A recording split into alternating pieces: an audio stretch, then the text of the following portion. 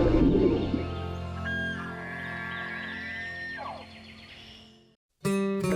Afield. Every week, Kentucky Afield brings you features on hunting and fishing across the state. What a nice fish. An opportunity to hopefully get that bird in the lake. Hey, we got another one over here. There he is. Ooh, a nice one too. Boy, he's healthy. What do we got? That was awesome. Got the first jump. Barely made it out of the field. Got one big smallmouth. Very nice. Double point, they're in there. There they go. Look at that joker. Woo! That's a good one there. Look at that. Beautiful. Whoa, this is a good one. That's better than good, Chad. Hello, and welcome to Kentucky Afield. I'm your host, Chad Miles. Join us as we journey the Commonwealth in search of outdoor adventure. The 2025 Kentucky deer archery season is now in, and that means it's time to get in a deer stand. Then we're headed out west to get in a boat with Jim Doom, using some interesting bait to target catfish. But first, me and my son Leo are going to Nolin River Lake and target white bass. Oh, right here. Get in them, they're everywhere. Just cast out there. All right, I'm hooked up. Here we go, what do we got? Real fast, real fast. Look at this. Oh, that white bass got off right there. Oh, he got off right off me.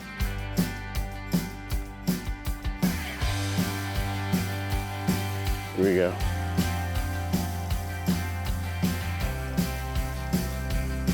Small white bass, look at here. Got him? Oh. Uh-oh, wait a minute.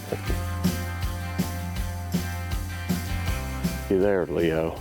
I've already got a white bass. Now this is a smaller one. They get a lot bigger, but they're here. Hey, we're gonna have a good morning. When you catch a fish on your first cast, sometimes that can be a bad sign if you're superstitious, but today, feeling good about it.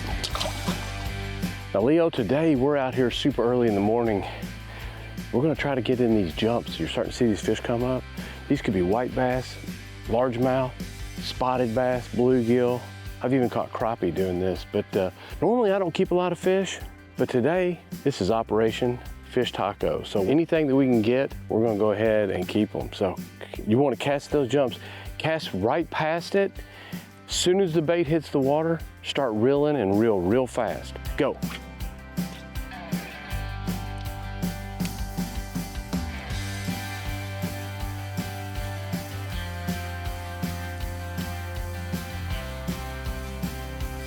Here we go. You want one, Leo? No, you got it. I'll tell you what, on a real light action rod like this, these white bass, I don't care even when they're small, they'll bend this rod straight over.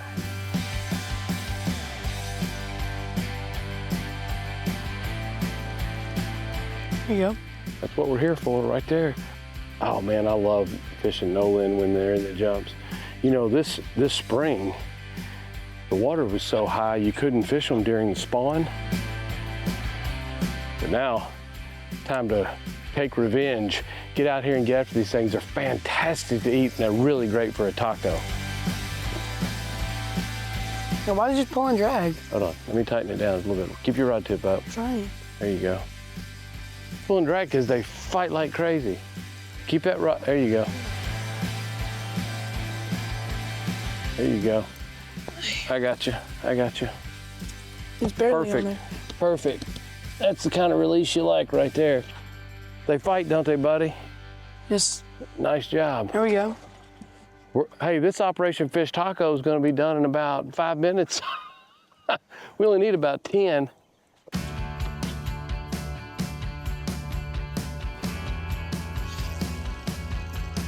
Just got hit again. I could tell that one. Now look at this. Hey, this is different. Uh-oh. Well, that was a spotted bass. This little bait I'm throwing is a little bitty 1/4 ounce bait that I can throw a long way. It gets a bunch of strikes. The problem is little bitty hooks, so you lose a bunch of fish. But I'd rather get bites and lose fish than not get bites. So We'll have some fish flop off today, but that's okay. This one's hooked up. Hooked up? I got him. Oh. What we got here? Man, look at that. This fish ain't even very big. He's dogging and ripping drag. Oh, he come off right there. Come back and hit it again. All right, Leo, look at this. Now, you know, a largemouth bass and a smallmouth bass, this is a fish that's in that family. This is the spotted bass, or a Kentucky spotted bass.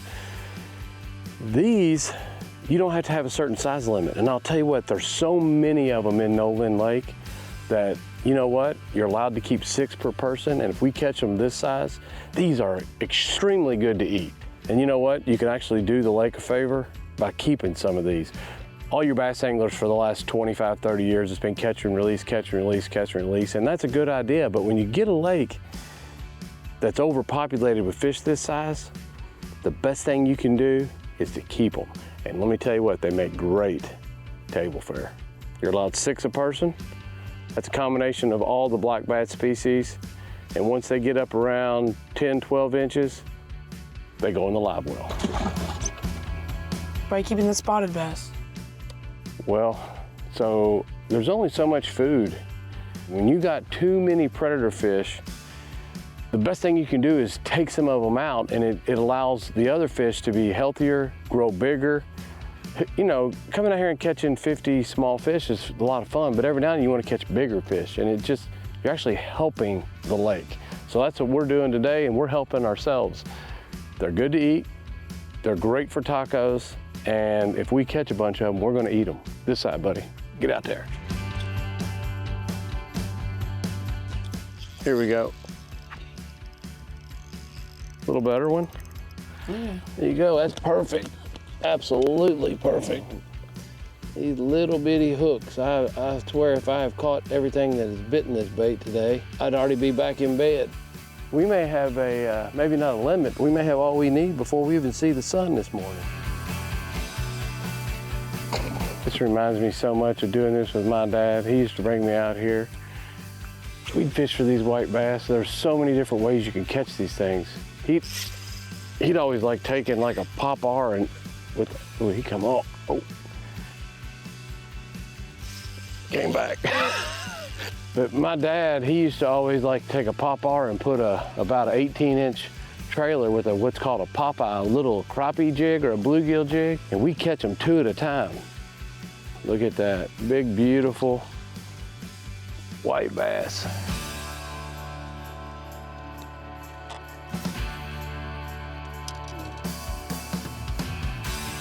Just fierce fighting fish for their size. You think, man, how's that thing rip and drag and bending a rod? If you ever catch one of these, you understand they are extremely, extremely hard fighting fish.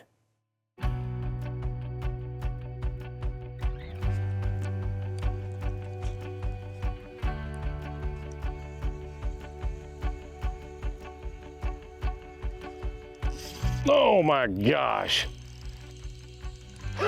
I took my rod out of my hand.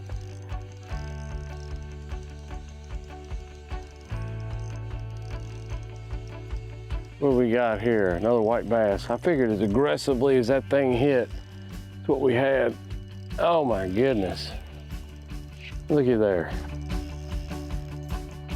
You know, these are good sized white bass. They're not giants, but they're really good sized fish. I think the Ohio River produces the biggest white bass in the state of Kentucky. I think Nolin is a close second. Ooh, all right, when he's pulling, just right tip up. You don't have to reel when he's pulling. My gosh, that might be the biggest one we've caught. Hold on, I may have to get the net on that one. Hold on one second. All right, there you go. I want you to lose that bait. Wow, look at that bruiser. Look at that. Here we go. It's a white bass.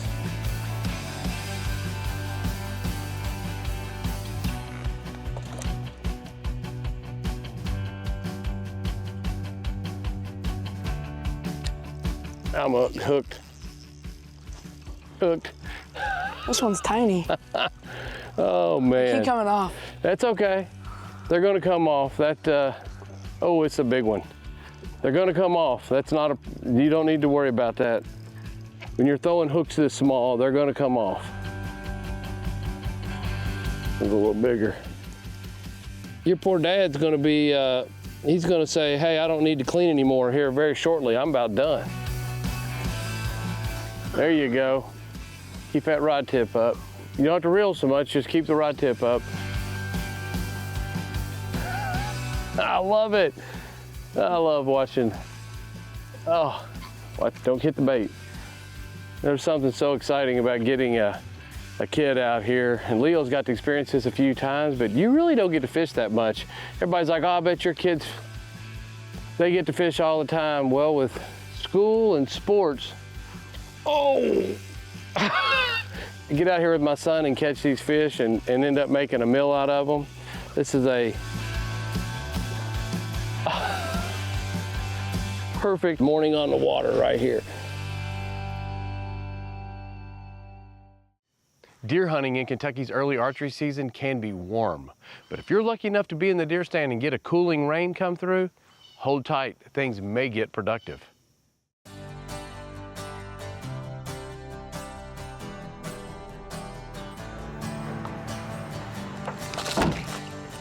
The leaves are just starting to turn and it's cooled off a little bit. I tell you what, the acreage is really falling, and we're going to focus on getting into an area tonight where there are a ton of oak trees. So if I can get in a spot where those deer are coming in and feeding on those acorns, it ought to be perfect. I hunted this spot one time before and I had a very close encounter with a couple of does. Now my wind wasn't perfect, but tonight the winds have changed a little bit and it should be a perfect situation to get me a close deer encounter, and you never know.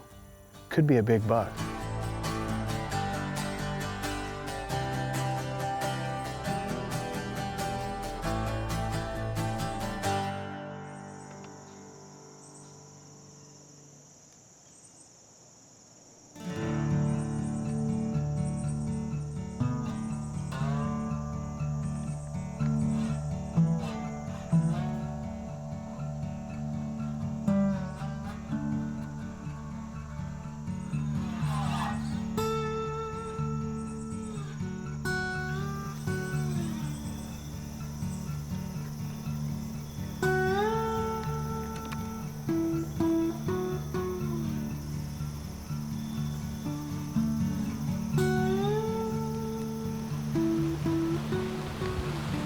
Well, that little doe showed up completely quiet. Looked up and it was standing 15 yards away. We watched her for about 30 minutes. A little bit small, and it's so early in the hunt.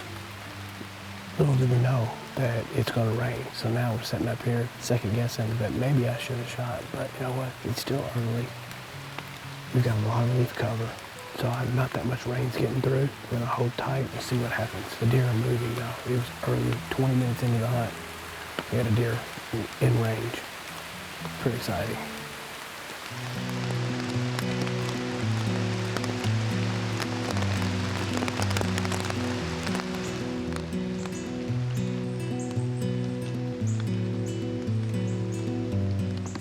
There's a buck right there.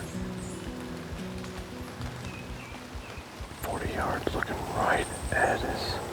Smell it. Turn around. Here he comes right at us. Get ready. Get ready.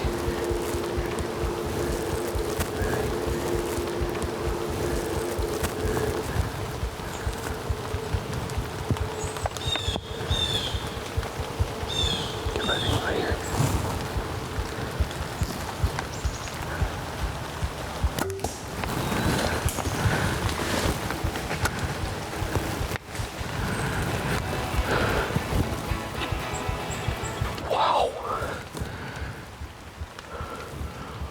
Crazy hunt. We got up in the stand.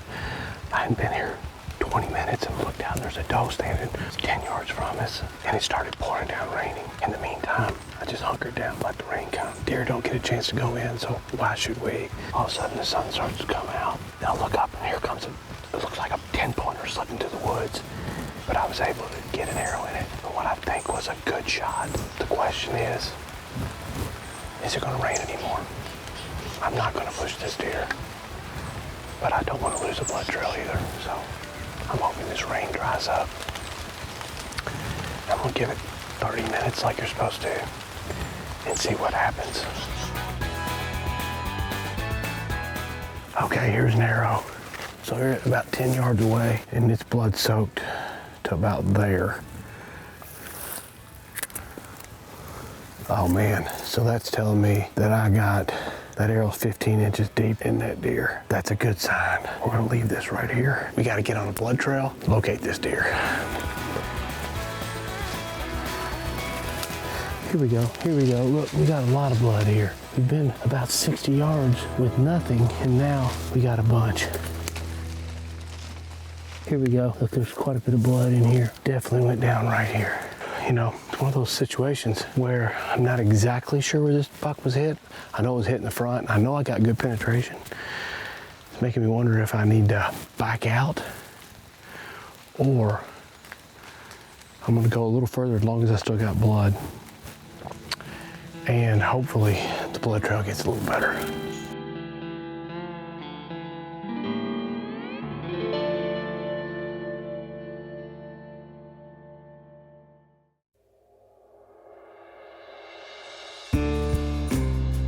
Well, last night we shot a pretty decent buck. We knew we got good penetration. The rain had stopped, and at that point in time, we looked at the weather and it got down to 46 degrees. So I happen to have a friend that has a dog that you've been training to find deer.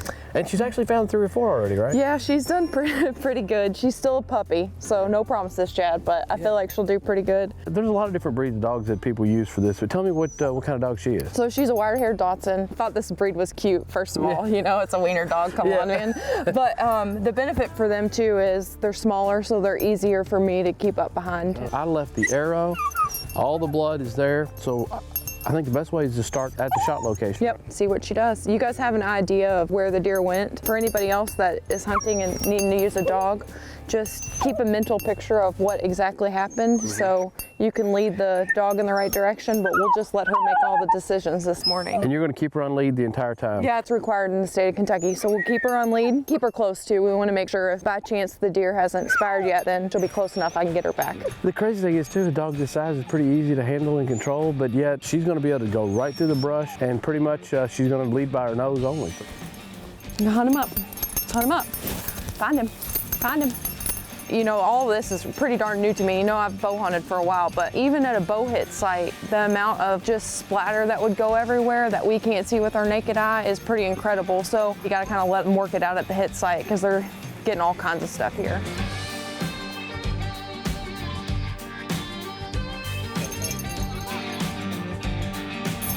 I believe she's headed in the right direction right now. Easy, easy girl.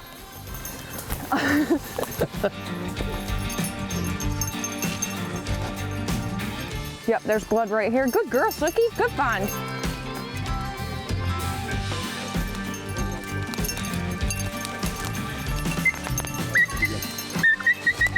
Here we go. We got blood right here. She's on it. That's a good girl. Deer? Yes, Sookie. Good girl. Awesome. Well, Rachel, Sookie did such a great job.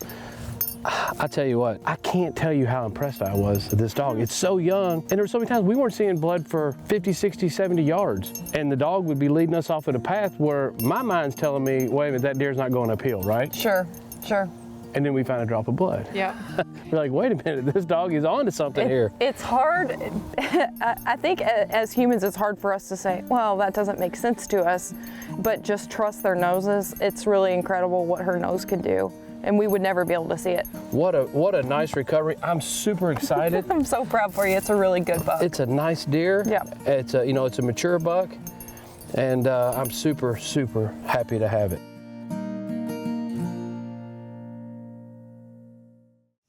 Every time I get in a boat with Jim Doom, I learn something new. And this time he taught me that the perfect bait choice might be right in front of your nose.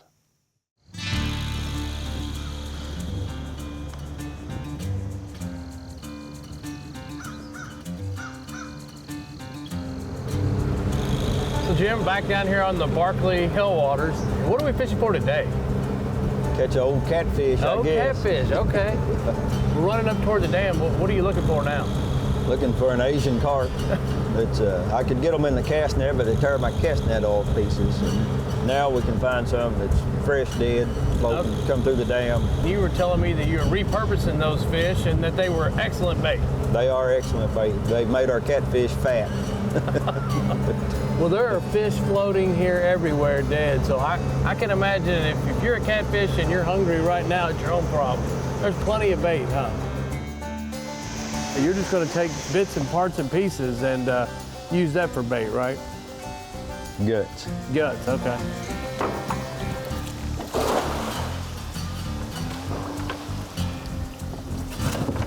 Man, those are some good size ones too, aren't they?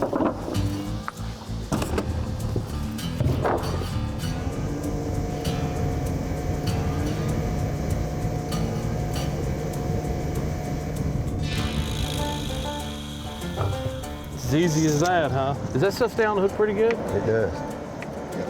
There you go. It really is just fat.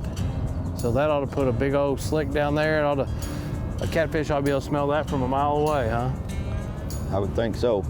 Go ahead, fish. Go ahead. Don't wait on me. All right.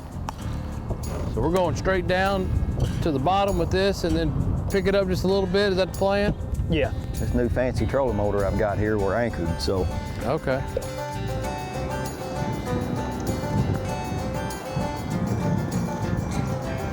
There you go. Bent down there pretty good already.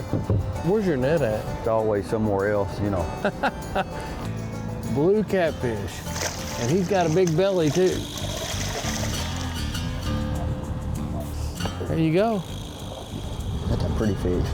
It is an absolutely beautiful fish. Hooked right there in the corner of the mouth, just like those circle hooks are supposed to do. And this is a really good size if you want to keep one to eat. What do you think that fish is? Probably 8 pounds? 8 pound. Yeah, so I figured about 8 pound fish. You're probably gonna be supper tonight anyway. There you go. Nice fish.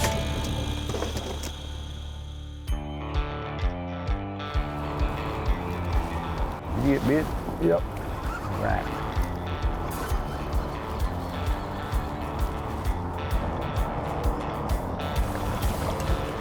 I believe I got this one. That. It's not a blue. Oh, it's a channel. Sure is, channel catfish. You want to keep that one in? Nah. No? Let him grow.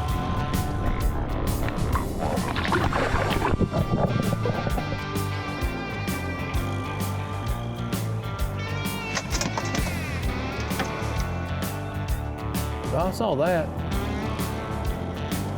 He's got another.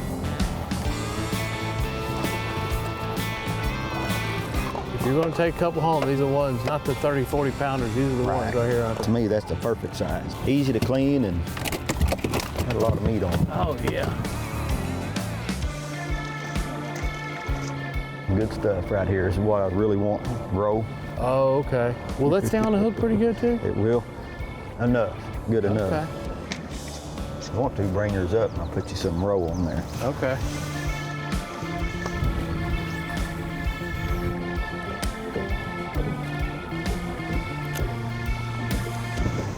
There we go. This is a little better fish here. That's a channel cat. He's a big one. Yeah. There you go. That's a good fish right there, isn't it? That's a nice one. What do you think? Is that one going in there? No, let him grow. Let him grow? I don't like clean them that big. A little bigger than the ideal eating size, huh? Yeah.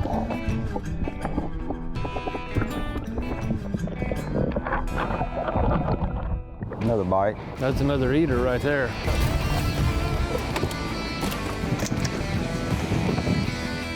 I got one trying to jump. Look at that. That's a nice fish. That is Got a him good back fish. there rolling. Hey, look at it, rolling like a smallmouth.